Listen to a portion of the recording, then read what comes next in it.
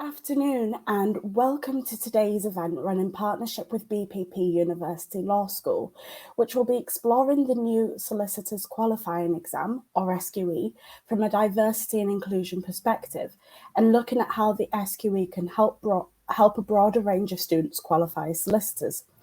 I'm Rona, an events coordinator and editorial assistant at Legal Cheek, and it's great to see so many of you joining us for today's event. This is the latest in the series of SQE events we're running this year in partnership with BPP University Law School.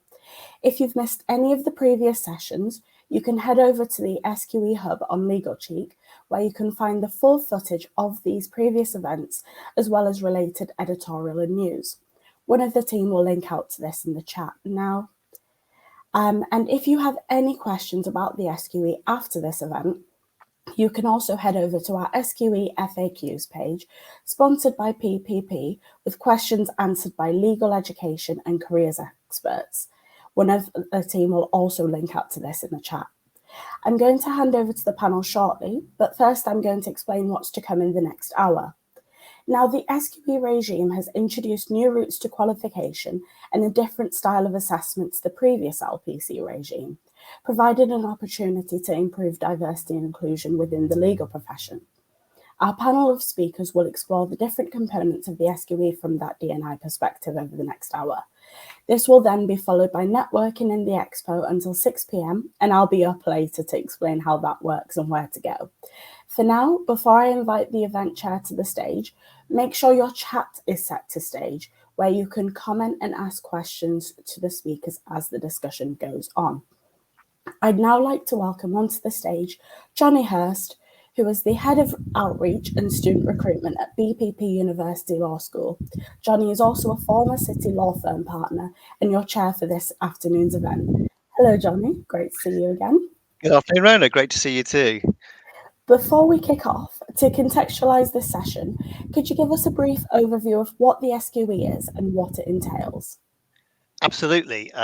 So the SQE is the new pathway to qualify as a solicitor that temporarily, over the course of the next few years, will run in parallel with the old legacy LPC route to qualification for those that are eligible to go down that pathway. But the SQE has introduced a new assessment which all people going down that pathway have to pass as a gateway effectively to qualification as a solicitor. And that assessment, the Solicitors Qualifying Examinations, or SQE or SQE or SQE, whatever you want to call it, has a very different approach to the old style LPC assessments. Very briefly, SQE1, the first assessment, consists of 360 multiple choice questions, which are answered on a single best answer basis. So you have 5 options. There's all something that's reasonably correct about them, but one is better than the rest, and you have to select the right one. They're quite intense exams covering a whole variety of subjects, and we've worked out you get 1 minute 42 seconds per question to answer. And you've got to be quite agile in that exam. So there's 2 papers you sit over 2 days that have a morning and an afternoon part to them.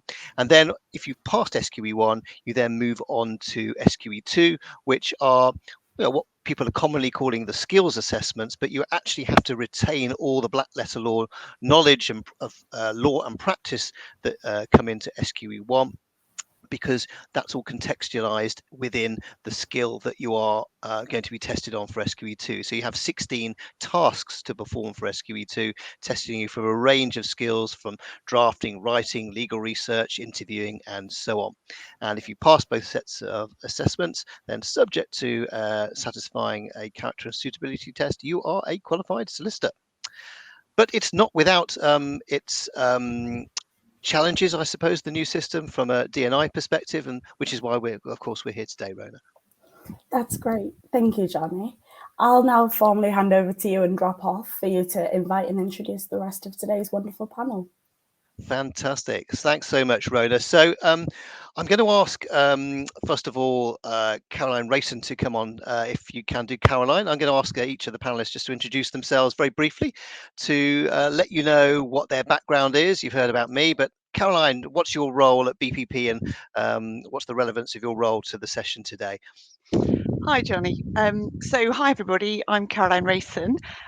I'm also a former city lawyer, but I've been at BPP about 10 years now. And for the last year, I have been the head of BPP's SQE programs. So going into the new world, I'm responsible for all of those SQE programs. Fantastic. So we've got Caroline. If we could ask Priscilla now. Priscilla, could you come on? Hello. Good afternoon, Priscilla. So tell us a little bit about your background. Yeah, I don't think you're quite qualified yet, but you're on the way, aren't you? No, I'm almost there. I'm a training solicitor. I work in education law at IBB Law, and I am a student representative on the executive committee at the Junior Lawyers Division. So the Law Society's Junior Lawyers Division. So Priscilla's got a really good perspective on certainly the students' perspective and the junior lawyers' perspective, which is fantastic. And next, if we could have Nick Glossop. Nick, welcome. Good afternoon, everyone. Hi. So I'm Nick Glossop, and I'm the Head of Inclusion and Learning Support at BPP. I've been at BPP for about 10 years now, and so anything to do with learning support, disability, well-being, mental health, and with all the other diversity strands. We are operating lots of projects looking at improving that for our students, and I'm here with that hat on today, so lovely to be here. Thank you, John. Fantastic. And I think you attended an event only yesterday, didn't you, that was very much on the money for this session, didn't you? Absolutely. I was at the Lawyers with Disabilities Division of the Law Society's Summer Symposium, looking at the issues around disability and access to the legal profession, so quite personally. Fantastic. Let's now invite Amy. Amy? Hello, I'm Amy. I am a solicitor in-house at BPP's legal team. I am here because I have a disability, and as well as that, like I say, I'm an apprentice, so kind of a two-pronged approach. I'm also my fourth year, so the SQE is fast approaching for me, and no one lets me forget it. So cut out the sound a little bit. You're a solicitor apprentice, aren't you, Amy? I am, yeah, solicitor apprentice at BPP. And I think you've just started your SQE course only a few weeks ago, so gives you a bit of a perspective of somebody who's actually on the course. And finally, Dodger. Good afternoon, all. Can you hear me fine? Yes, we can hear you fine. Excellent. So my name is Daria Chernobrivets, and I'm the Vice Chair of the Junior Lawyers Division at the Law Society. Professionally, I am a clinical negligence solicitor, and I'm 4 years PQE, and I work in a high street firm in Plymouth called GA Solicitors. I just wanted to apologize. I will have to leave a little bit earlier because I have another meeting at 5, so I'll just log out. But I hope to answer most of the questions and to be helpful, because at the Junior Lawyers Division, as you are aware, we are campaigning very actively for the better inclusion and better quality as well of the solicitors' qualification. Well, thank you very much, Daria. And could I just ask you a little favour? Could you put your microphone slightly away from your mouth, because there's quite a lot of I get accused of it as well sometimes. I'm sorry, I you can never hear me use breathing. this one. I normally use the different It's microphones. perfect now. I It's was told perfect by now. the team to use this one. Thank you. No, it's great though. We can hear you really clearly now. Excellent. Great. So just to let the audience know, and I can see we've had some questions come up on the screen. Could we just limit the questions to the issues of the day? Obviously, in relation to anything from a diversity perspective, just so that we're clear, that's what we're going to be addressing during the course of the next 3/4 of an hour before we go for questions. So we're going to divide the session into loosely 3 areas. We're going to look at social mobility and funding initially, and then we'll look at the attainment gap between and the difference of attainment between different ethnic groups, which has really come out in the first set of results for the SQE, and we'll talk about what that means and what steps are being taken to address it. And then we'll talk about the disability issues that relate to that are specific to the SQE and how they are going to be addressed as well. So if we could start off with talking about the social mobility and funding aspect. Well, funding is a massive piece, actually. We were talking about, Priscilla, we were talking a moment ago, weren't we, in terms of the funding for a course. Now, you did the LPC, but from it's the same issue, isn't it? These courses are not inexpensive. Just out of interest, how did you finance your course? So I did a Masters of Law, which has the LPC in combination with it, and I think it was about 15,000. And in order to finance that, I got a postgraduate loan from the government, which was about £10,000. So I had to supplement the remainder of that. And the way I did that was working. So I was working full time in a firm already, and then I did the course part time. So I was able to use my income to help me fund the course, which is not ideal, but I managed to get it done. But the only issue with that now is that I have an additional debt to pay on top of the other student loans that I have from undergrad, which is not great. And I think that is one of the biggest issues, funding these kind of courses. You know, you want to have the best opportunity and the best chance to qualify.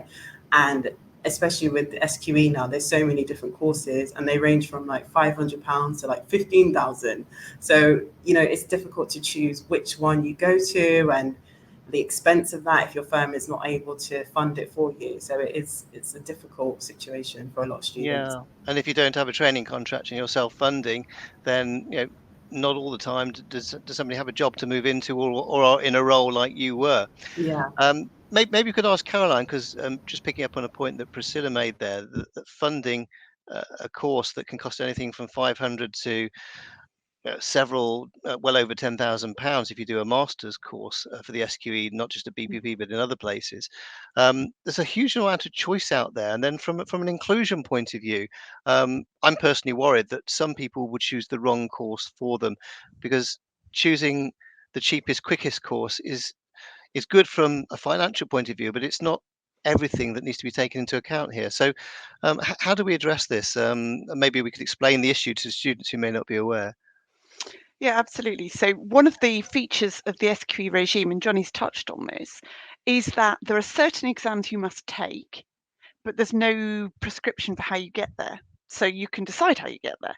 And that, of course, leaves the market, as Johnny was just saying, completely open. Now, a thing to really focus on if you're going into this regime is that these exams are not simple and they're not straightforward. So in terms of getting the best value for money and making sure that you can get through in a way that is satisfactory, you can get through first time and you can make yourself a really good candidate for qualification at the end, really you need to make sure that you are well prepared in order to give yourself the best fighting chance of passing those exams well, in order to get yourself the best fighting chance of a really good job at qualification. And of course, the challenge of that generally is you get what you pay for. And so it is a question of really thinking carefully about investing in order to reap the rewards at the end, and that may be a question of paying more for a more full service course in order to make sure you can get through. What we are providing as an education provider, we are providing some courses which are much pared back, which are less expensive for students, but students should only really go into those with their eyes really wide open. They're not suitable for people without a lot of legal experience, because actually having the benefit of teaching, having the benefit of assessment, although you may not see it like that as a student, really helps you focus, really helps you have quality learning to make sure that you get a really good outcome at the end. So we as an institution are providing a range of different sorts of courses, but our general recommendation would be to have real quality teaching, quality assessment to make sure you're really well lined up and can make the absolute best of those SQE exams when you get there. Thank you. And Amy, if I could just pick up on a point in terms of your journey, we mentioned at the top that you're a solicitor apprentice. So how does the model work for somebody in your position who presumably you joined the law firm relatively young, and then you've been building up your legal experience and studying alongside it? So I know the answer to this question, but perhaps you could explain to the audience how it works in terms of who pays the fees for the courses you do and the exams, and what's the debt position that you have when you qualify? Absolutely. I mean, I think, Johnny, you could probably give a more in-depth description than I could with the funding rules and the levy and so on. But to put it simply, everything on your apprenticeship is paid for by your employer. So by the time I qualify, I will have absolutely zero student debt. What I will have is 7 years of experience in my role, and I would have had a salary that I would have earned throughout my journey as an apprentice. I'd started at 18, so walked in fresh-faced at 18 and earned a salary straight away. Whenever I say that, it always sounds like a but is coming, or it's going to be a con, or there's something hidden, and it's really not the case. You work, I say part-time, you work full-time, you study full-time, and you earn a wage for that. You get to the end and you don't have anything to pay back, which I think in terms of accessibility is a massive point for people, because not everybody can afford university. It's not just the university fees, it's the accommodation, it's just day-to-day living. And the apprenticeship offers people an alternative to that, which is why I'll always say sixth form, college, whatever you're at, that should be a route that should be made available to you, or you should at least be able to consider. Absolutely. So there are a range of options out there to qualify, and I think knowing that the Legal Chic audience does have people who maybe haven't even got to university yet, it's a very serious option if you're looking maybe to limit the debt and get into the world of work straight away. It's win-win in that situation. Do you have any regrets in terms of the lack of the university experience at all, Amy? Personally, I don't, because I feel, for me, I'm in a bit of a unique situation with my swimming in that I didn't really socialize as an athlete anyway. So I don't feel like I had to make any sacrifices in terms of the typical uni experience. You know, the 3 years of freedom, the Wednesday nights that I hear about from my friends that have gone to university and so on. I do understand for some people it might be a concern, but I would say consider that your employer provides you with a social life as well as that as a young professional or a career changer, wherever you are in that stage of being in the legal industry. You will be able to socialize as much as you put yourself out there. So there are societies, there are organizations, there are loads of ways to network outside of your employer. I really enjoy it. I think it's great. The university experience maybe wouldn't have been for me as an individual anyway. So for me, there's absolutely zero regrets in the path that I chose. Only positives to come from me today, Johnny. Of course, and you were very modest about your athletic swimming career. You're a double Paralympian, and congratulations on your achievements in that regard. Thank you. So let's go just pick up with Daya, actually. Amy mentioned things like networking are really important. I think from a social mobility point of view, there are lots of people who I met at university who seem to have a network from day one. And I'm somebody who comes from a fairly average background, but neither of my parents went to university, and I always felt like I was playing catch up. And I would have thought that being who can join the JLD and at what stage of your law journey, and what how can that help people who need to start networking and making contacts within the profession, Daya? Oh, okay. So that's a lot of questions. So I just wanted to say thank you to Amy for her experience, for telling about her experience, because personally myself, I knew very little about the apprenticeship role. And of course, congratulations on all of your Olympic achievements. That's just amazing. In terms of the JLD, we historically we represented law students, the LPC students, and solicitors up to 5 years PQE, as well as solicitors apprenticeships. But obviously now, with coming into force of the SQE, our identity is changing. So there has been some law society restructuring, and we have an executive committee at the JLD, which we have a student representative on the committee, but then and everyone can join that committee essentially. And there are elections once a year, and you can apply. And the new committee comes in like in autumn time, around October. So the nominations for elections and all the information normally comes up in the Law Society emails. So just I believe everyone can sign up for it. So just even if you're not qualified, if you can sign up for those emails and just keep an eye, joining the JLD. That's amazing opportunities. So we do a lot of things. Obviously, we do lots of networking. In addition to that, we do a lot of policy work as well, a lot of educational work. We do have a series of webinars. This is something new which came in this year, because we used to do lots of live events, and obviously now we are going hybrid. So we do have 2 big sessions of webinars, one in around March time and one in autumn time around October, November. And I was told by the Law Society that even if you're not qualified, you can go onto the Law Society website, join the free events category, and you can view our events retrospectively as well. So there are lots of webinars as well for the those who are wishing to qualify, and for the NQ solicitors as well. Can I just jump in there, Jaya? And so, in terms of being interested in participating in JLD events, do you have to be at a particular stage of your law journey? So, if you're an undergraduate LLB student, can you be a member of the JLD, or how does it work in terms of eligibility? So in terms of events, we hold 2 events.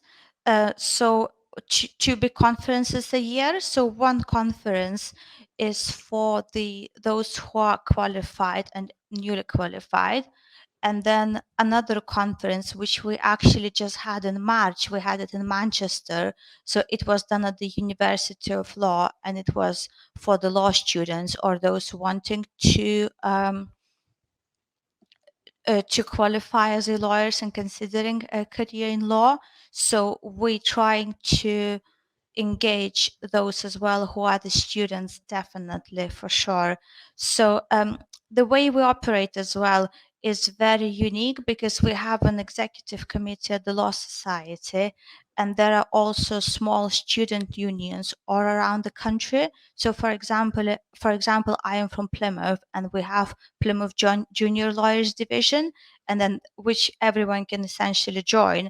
And then from there on, they have one representative coming into the national committee meetings at the JLD, so that everyone can join basically at different stages.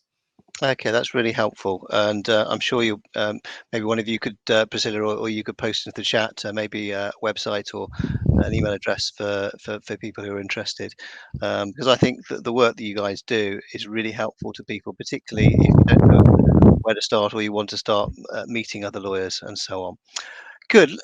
Nick, I'd like to move on to the sort of second part now of our talk, and we can't do any of these issues huge amounts of justice, but just we touched on social mobility, and it is Social Mobility Awareness Day, I think, today as well, isn't it? But I wanted to move on to the attainment gap, because I know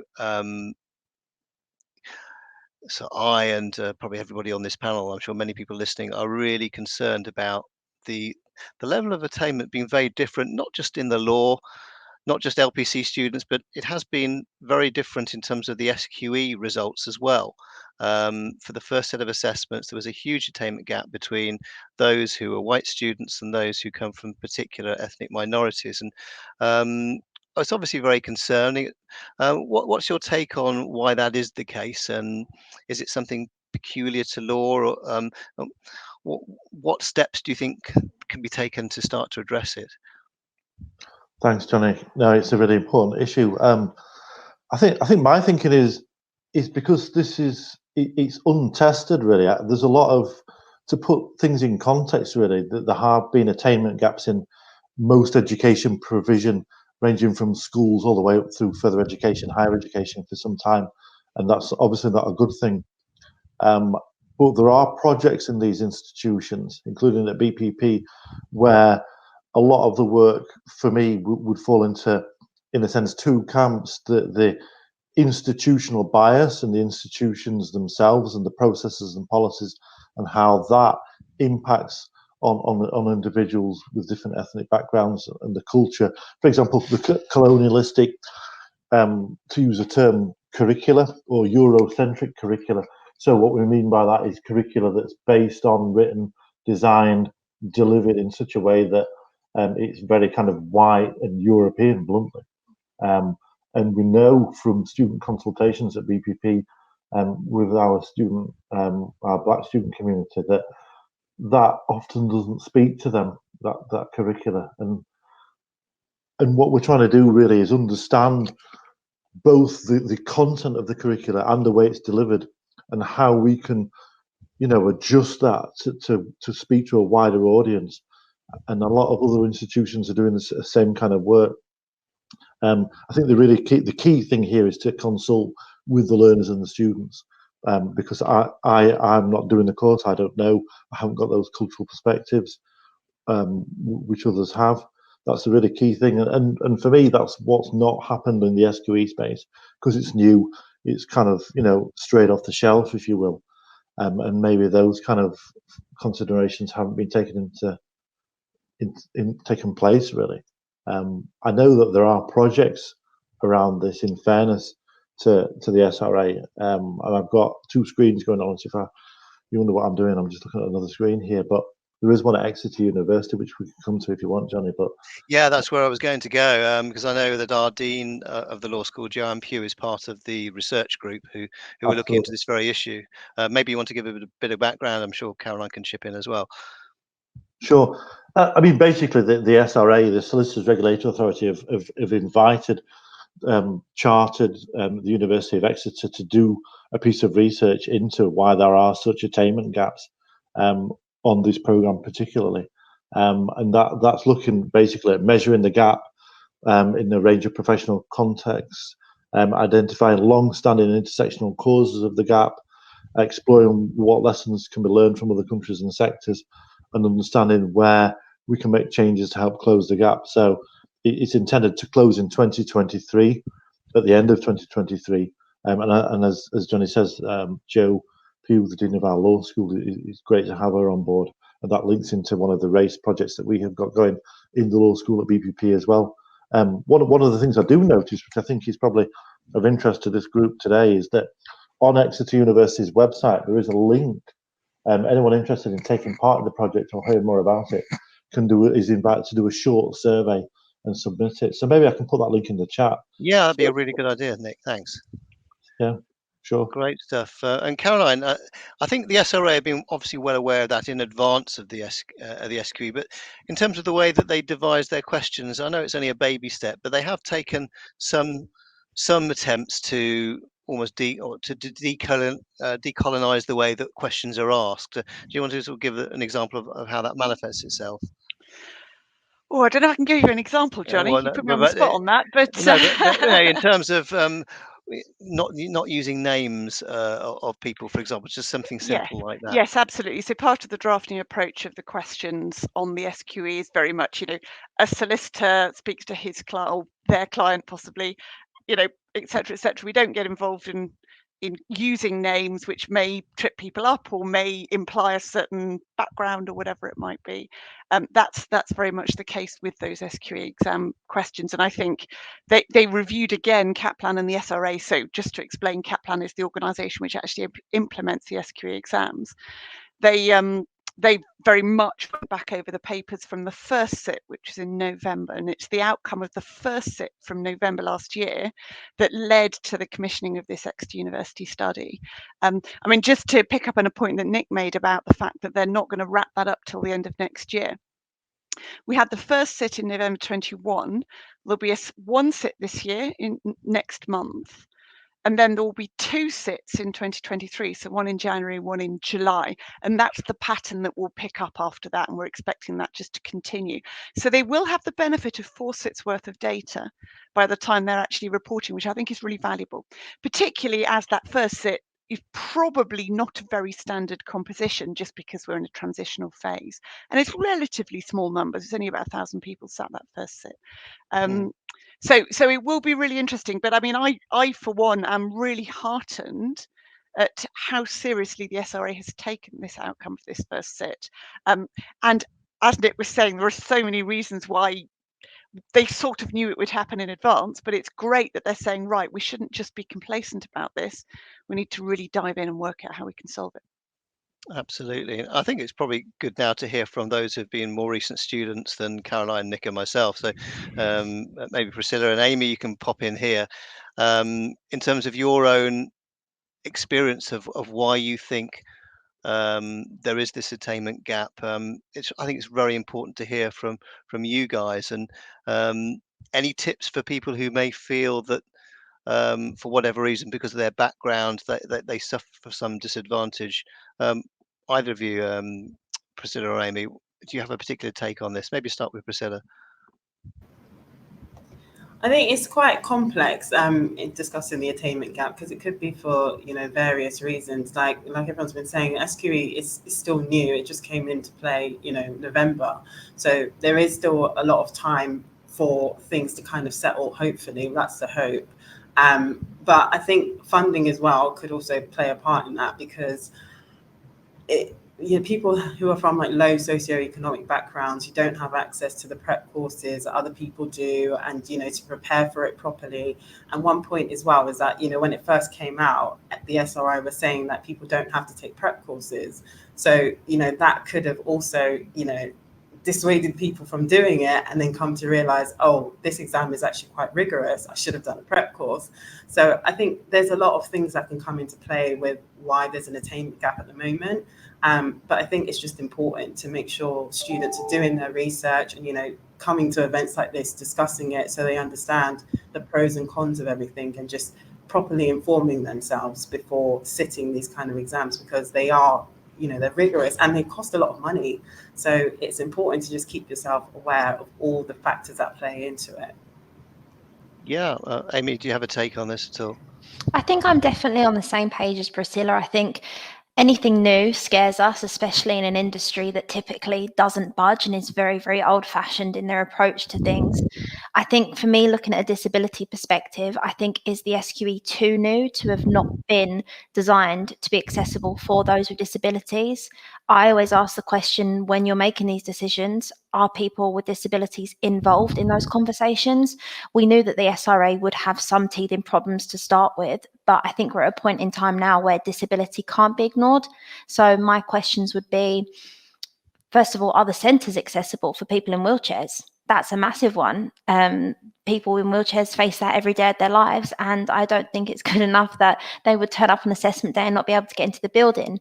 There are other concerns with those who are visually impaired. Is there an alternative to sit these exams? The same with people who are neurodiverse.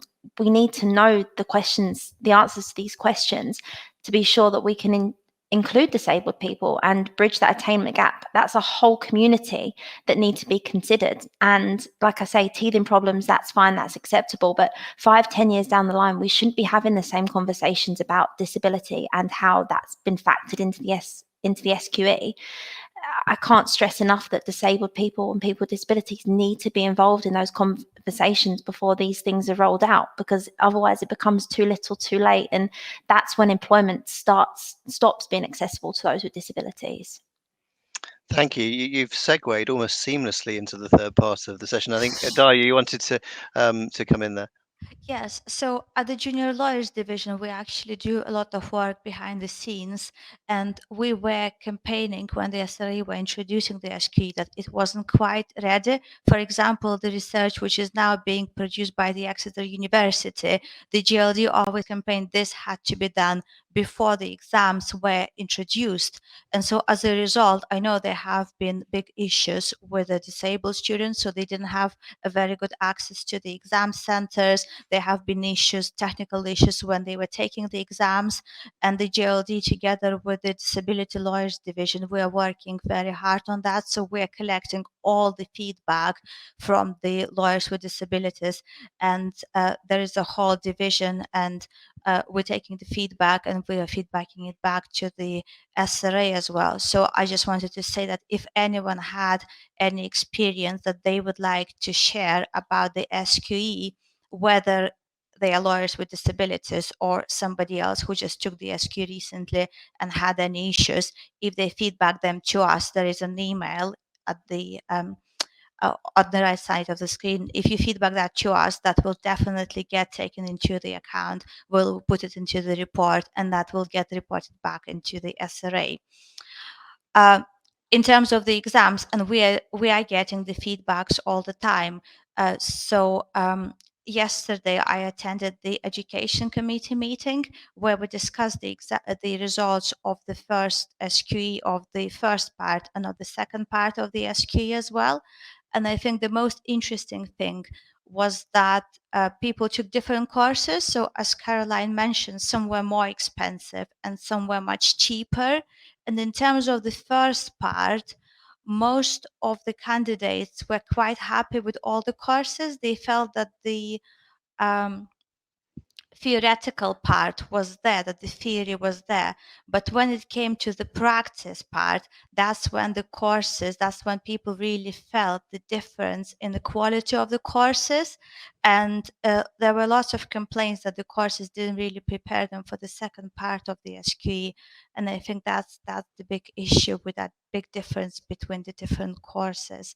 And that's just something to consider when, maybe taking different courses online, etc. Sure, and I can see we've got a couple of questions on there in terms of whether the courses are done online. They're not exclusively online. There are plenty where there is face-to-face opportunities as well, but obviously they tend to be at the more expensive end. Yes. But as Daj said, that makes a real difference in terms of your preparedness because you're getting direct feedback immediately, and it's picking up on a point that Priscilla mentioned before. If you can't afford to pay for these expensive courses, you are all immediately at a disadvantage, which is obviously very troubling. Yes, Yeah. yes. Let's bring Nick in here if we could do. The SRA, and I'm not trying to defend the SRA here, but they would say they have a mitigating circumstances policy and a reasonable adjustments policy to try and address some of the issues that have been raised. Obviously, you've looked into this in quite a bit of detail, Nick. What's your take on the reasonable adjustments policy? Maybe you could just outline where the bar is, I suppose, to be able to get maybe additional time or certain concessions from the SRA.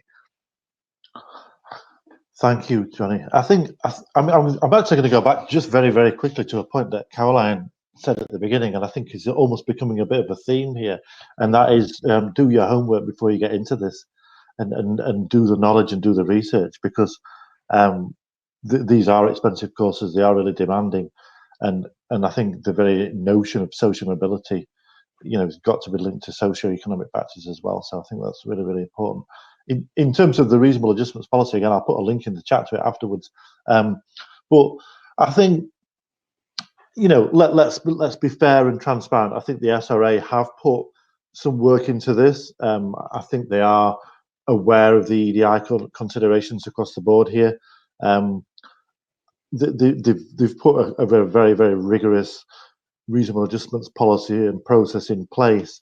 My understanding is you have to apply twice, once for the SQE1, once for the SQE2 for your reasonable adjustments, which I think is some of the feedback I'm hearing from the Lawyers with Disability Division at the Law Society. I'm sure Dodge is hearing the same, which I don't think is ideal. And correct me if I'm wrong on that.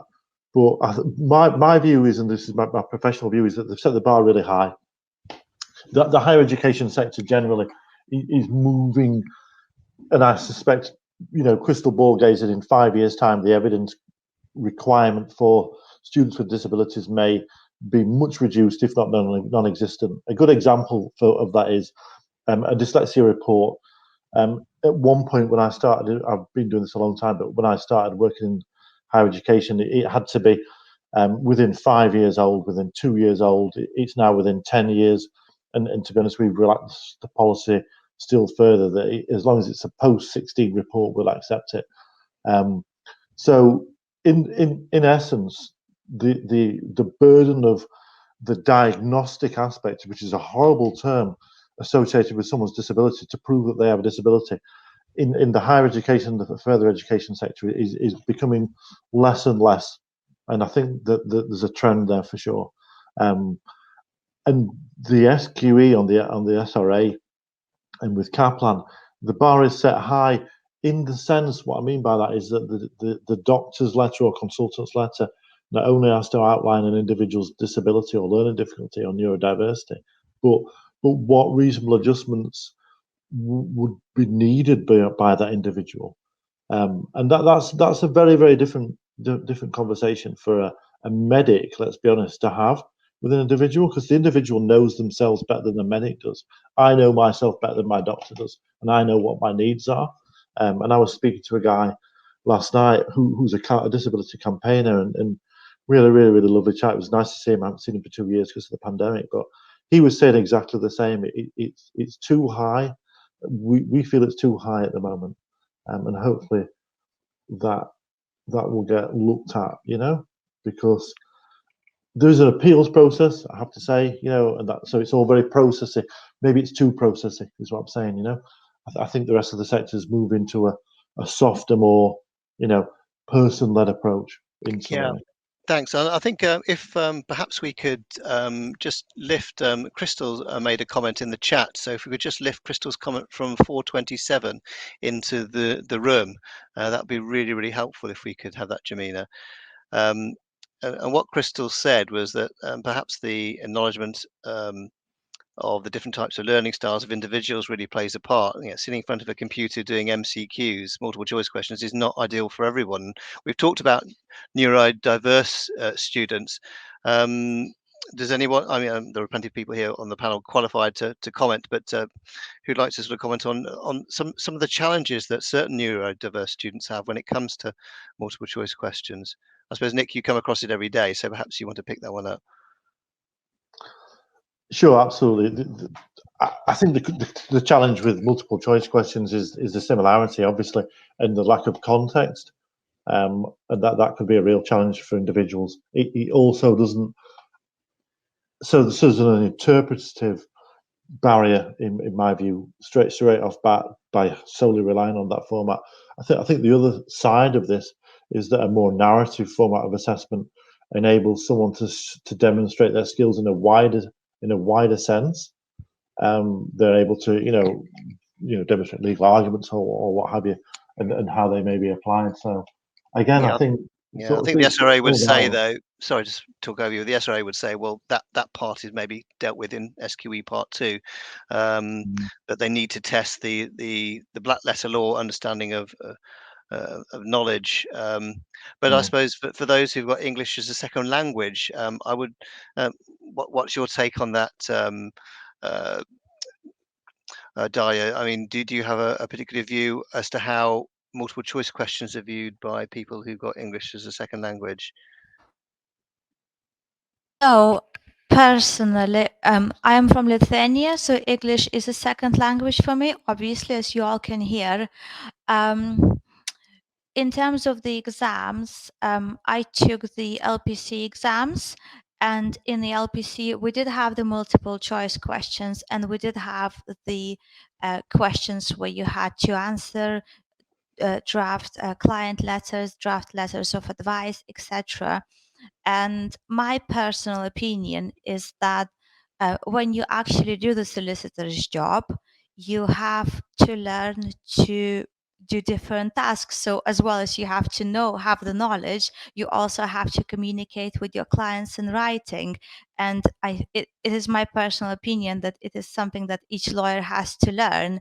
And it is possible to learn for people with a second language and just to achieve those standards. So my personal opinion that it is very important to be a well-rounded lawyer, to have those skills and to learn those skills. So I know for the SQE there have been many debates about for people for having English as a second language, that for them it's easier to do the multiple choice questions. Well, personally, I disagree with that. I think it really depends on your preparation and on your maybe personal ability as well to learn.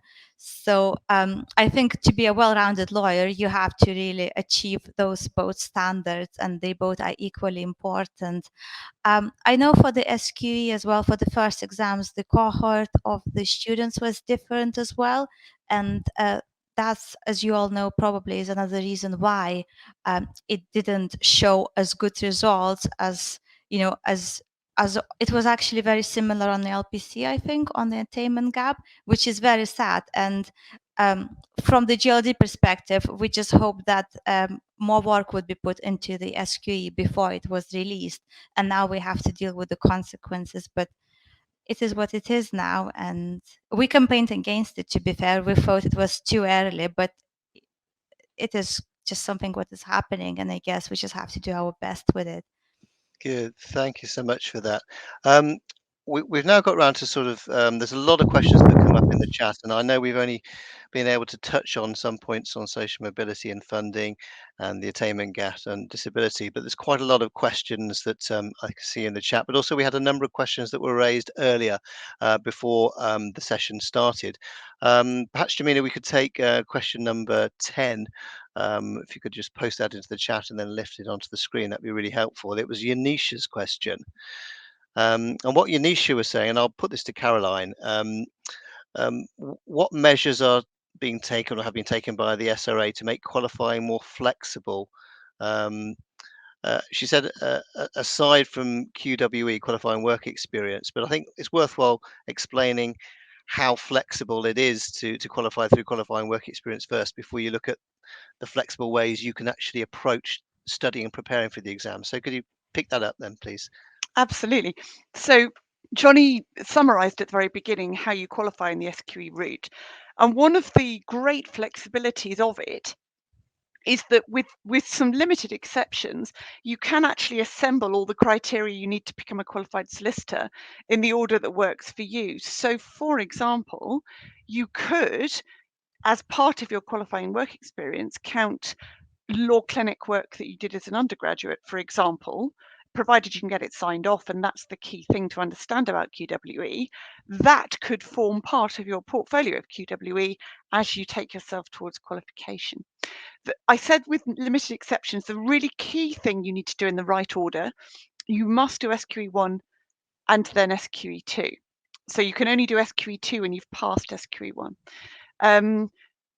Though that's the key thing. And I suppose the other really important flexibility is that you're not obliged to sit in a particular sit of either SQE1 or SQE2. Now, there are quite good reasons why you probably would choose to go to SQE2 reasonably soon after SQE1, and that goes to a point that Johnny made earlier about the fact that in SQE2, although those are skills exams, they're also legal content exams, and if it is a very long time since you did SQE1, it will just take you that much longer to get back up to speed. So it is flexible. And you could take the time and say, well, look, I'll finish SQE1, then I won't do SQE2 for a couple of years. That is available to you, but you just need to understand that that has a knock-on in terms of the amount of time it will take you to get back up to speed. So it is much more flexible than the old LPC and training contract route.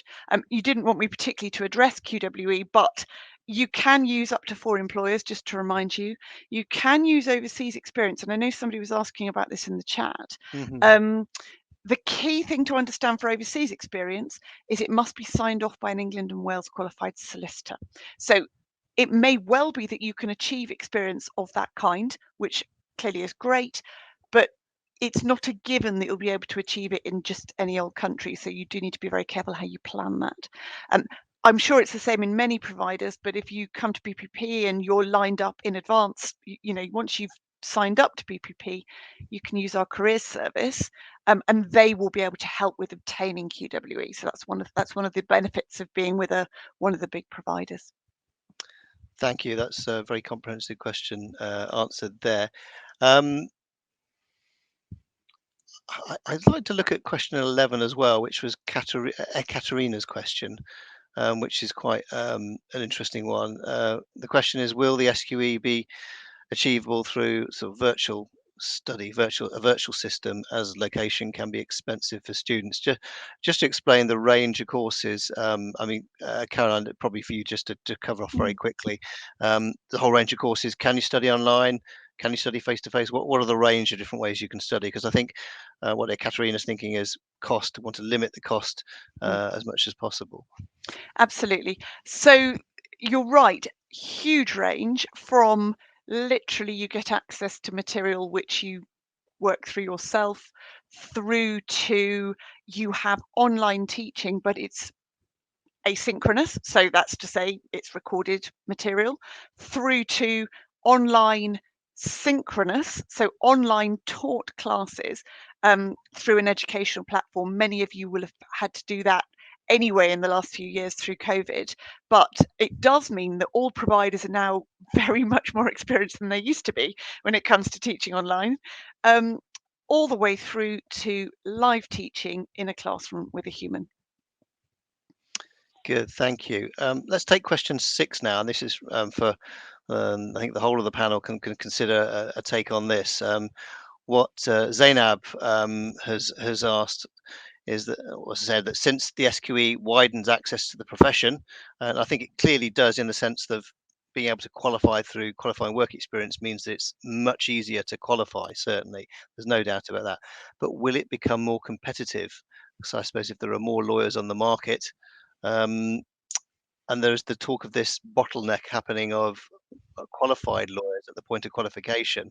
So a lot of the old paralegals who are qualified as solicitors, are they then able to move upwards, or do we have the same number of jobs being chased by more people? Be interesting to know what your take is on that, Priscilla, as somebody who's going into maybe not looking for a job, but have a lot of peers maybe who are looking after they qualify to move firms. What's your take on that? I definitely think that it will become more competitive. Just as you say, like it is an easier way for someone to qualify. Obviously, we've discussed some of the glitches, and obviously once they're resolved, then it will probably be more competitive. And as the LPC and those things kind of start to fade, people will probably see this as an easier way to qualify because they can get qualifying work experience and then just take the exams in order to do so. So I definitely think it could become more competitive. I know there's paralegals at my firm that want to qualify, so they could also, choose those routes. So we may see an influx of like paralegals and legal assistants seeking to do this route in order to qualify rather than the traditional training contract route. Johnny, can I just Yes, please jump in. The jump in that I would say there is, I think we're moving the bottleneck in the new regime, really, because the bottleneck in the LPC regime was always getting a training contract, and if you couldn't get the holy grail that is the training contract, it was very difficult to get qualified. Now I think it's just going to shift a bit later, and people will be able to get to be qualified solicitors, but then I think the challenge will be then to get yourself a qualification level job as a qualified solicitor. Yeah, no, I agree with that. Thanks. And question number 3, if we could take that one. This is Tanya's. Tanya's a student at Anglia Ruskin. Good question from Tanya, and maybe you want to bring in Nick and Amy on here. For students who experience issues with cognitive ability, are there any provisions such as extra time with the SQE?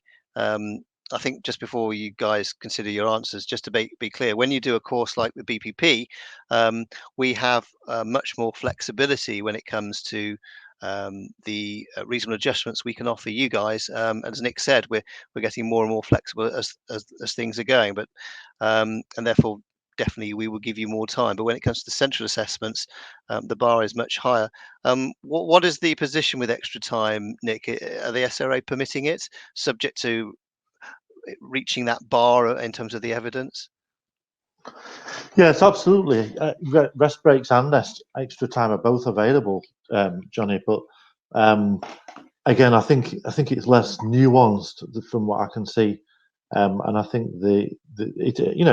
I'm trying to keep these positive, but I am a bit concerned about how high the bar is. But yeah, in absolute fairness, there is on the website, and I've sent the link in the chat. There are some actual examples of the reasonable adjustments, the types of reasonable adjustments that are available on these SQE exams. So it's certainly worth looking at, and I think it's certainly something that they'll consider, how far that would go, and if the amounts of extra time, I suppose, provided based on the individual's entitlements, is the word I'd use, is similar to that they would find in a higher education provider is a moot point, I think.